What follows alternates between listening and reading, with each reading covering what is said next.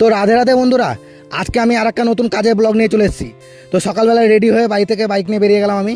তো আমি কাজের সাইড চলে এসেছি। তো তোমরা দেখো সাইডটা পুরোই ফাঁকা হয়ে আছে একদম, কারণ লেবার মিস্ত্রি পুরো ঈদের ছুটি নিয়েছে, ওরা এখনো জয়েন করিনি কাজে, তার জন্য পুরো সাইড ফাঁকা হয়ে আছে। তো সাইডটা ফাঁকা পেয়ে দেখলাম সাইডে দুটো হরিণের বাচ্চা ঘুরে বেড়াচ্ছে।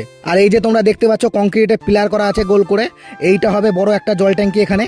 আর সামনে যে ঘরটা দেখতে পাচ্ছ ওইটা হচ্ছে লেবার মিস্ত্রি থাকার ঘর, এখন পুরো তালা মারা আছে। তো সাইডে কোনো কাজ হয় না, তার জন্য আমি আর এখন এই সাইডে দাঁড়াবো না, তাই যে আমার বাইকের ওপর চেপে বসলাম।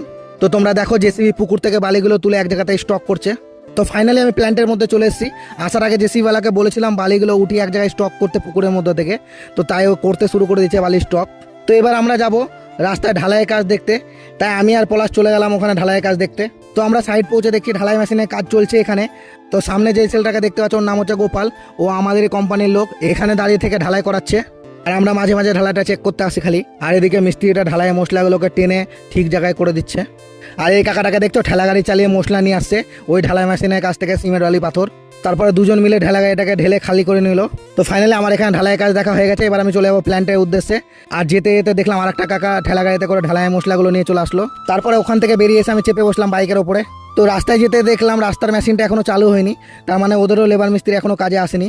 তো রাস্তায় যেতে যেতে দেখলাম রাস্তার ওপর অনেক পেভার ব্লক পড়ে আছে, তো ওগুলো বসানোর কাজও বন্ধ আছে এখন, কারণ ওদেরও লোক আসেনি। তো আমরা এখন প্ল্যান্টের ভেতরে চলে এলাম। তো এই গরমের মধ্যে আমরা প্ল্যান্টের গাছ থেকে এখন আম পেড়ে খাবো। এখানে 3টে ছোট ছোট আমের গাছ আছে, সেই আম গাছ থেকে আম পেড়ে খাবো, কাঁচা আম। আর তোমরা দেখো এই ছোট আম গাছটাতে কত আম ধরে আছে, আর এত নিচে আম আছে যে আমি হাত দিয়ে চেক করছি। তো গাছ থেকে আমি একটা কাঁচা আম পেড়ে নিলাম। আর এই আমটাকে দেখতেই পাচ্ছ, এটা হচ্ছে আমরুপলি আম। ওইদিকে পলাশও একটা আম পেড়ে নিল খাওয়ার জন্য। তো আমটা খাওয়া শুরু করে দিয়েছি, আর আমটা কাঁচাতে সত্যি খেতে প্রচুর মিষ্টি। তো গাইস ফাইনালি আমরা আজকে আম খাই। দেখা হবে পরের ভিডিওতে। ভিডিওটা ভালো লাগলে লাইক কমেন্ট শেয়ার করে দিও। দেখা হবে পরের ভিডিওতে। Take care.